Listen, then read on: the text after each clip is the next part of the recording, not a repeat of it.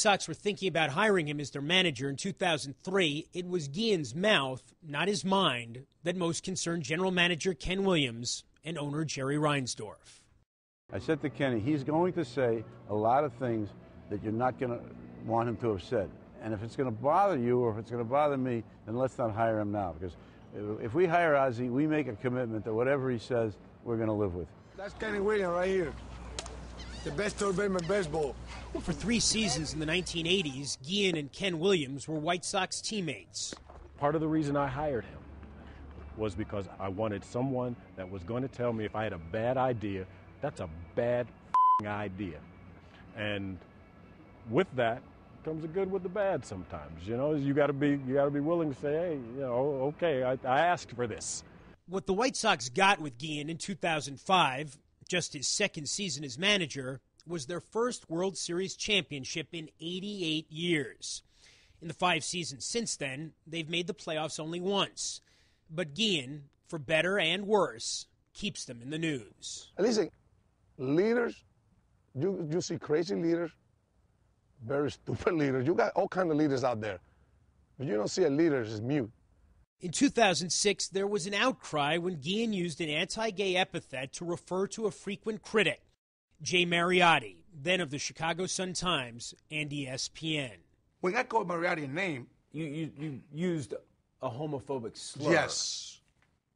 I wish I can say what I feel about him here, but listen, I could have denied it because nobody have a tape, nobody recorded. It was off record, and I was walking away from the media and say, oh, this guy is a bomb. And I walk. That's the best thing I ever called Jay. That's that's the best thing come out of my mouth for Jay. I got so much trouble for that. Oh, my God, it was a very, very bad 2 weeks. I got to apologize to a lot of people. I had to talk. They sent me to the crazy people. The Major League Baseball sent me to anger management and all kind of stuff. And I went through it. How was it? Awesome. I teach the guy and they sent me. Well, they sent me a guy to help me. I was helping him. You know, the way you are, the way you're so open, the things that you say, it's not difficult to imagine a day and you say something that is going to force Kenny Williams or Jerry Reinsdorf to fire you. You don't think about that? If they not fire me right now, I don't think they will fire me because they went through a lot of things. They're not. I don't want to hurt anybody. And just because what I say, and you're more careful now? Not really. Ozzie fits perfect with the White Sox. It's kind of a dysfunctional family anyway, so he fits in perfect. He's kind of the ringleader of it all. And it works. For some reason, it works. Guillen's actual family says it works too. He's been married to his wife, Ibis, for nearly 3 decades. Has he changed? No. Yes, I have. Oh. I'm fat. I got a gray hair. I got a fake teeth. You say as a person. That's what I meant. She understands what I meant. Your husband talks a lot. A lot. Does he always talk this much, even at home? Yeah. When does he shut up? When he sleeps. When Ozzie gets into trouble for saying things to reporters, what do you tell him? I notice how when he's just say whatever he think, but that's him. You never want to tell him? I never changed him in 30 years. You think I will change now? I don't think so. His language doesn't really extend that. It doesn't really extend that far. So when he answers, he's pretty passionate, and whatever comes out comes out. But his intentions are good, and if he feels it's the truth in his heart and in his mind, then he'll apologize for it later. But at the moment, that's what he feels is right.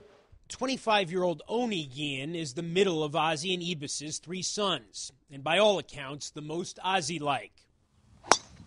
Oh, boy, that's my son. Last year, when he was working in the White Sox video department, Ozzie criticized team management on his Twitter account. It was a clear breach of authority. Something had to be done. I fired my own kid.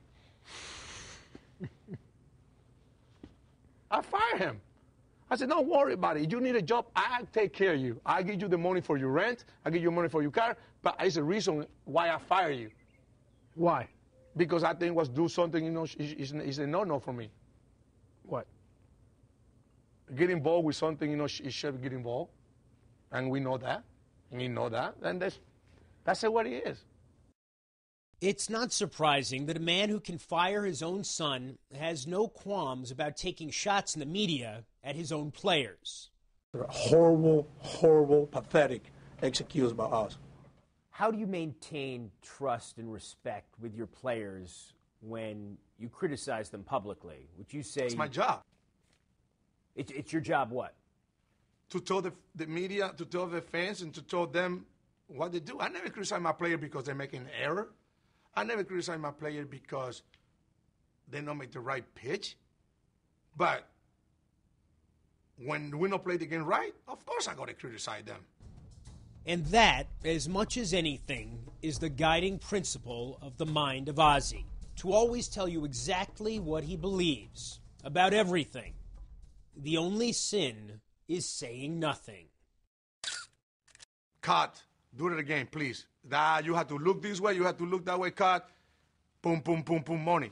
I can be an actor. I use wood hangers. Oh, the wood hangers. I cannot use anything Wire else. hangers. No wire hangers. Wood hangers. I see people walking the dog. It's 20 below zero, snowing, walking the dog. And they hit the key because he pees his diapers. Yeah. No consistency. No I don't believe in no comments. When you interview somebody and say no comments, that means you're guilty about something. You don't want to get in trouble, but you know what happened. A lot of people out there, they're fake. And the media know they're fake. What you see here, this is what you get. That's it. You like it, you like it. You don't, beat it.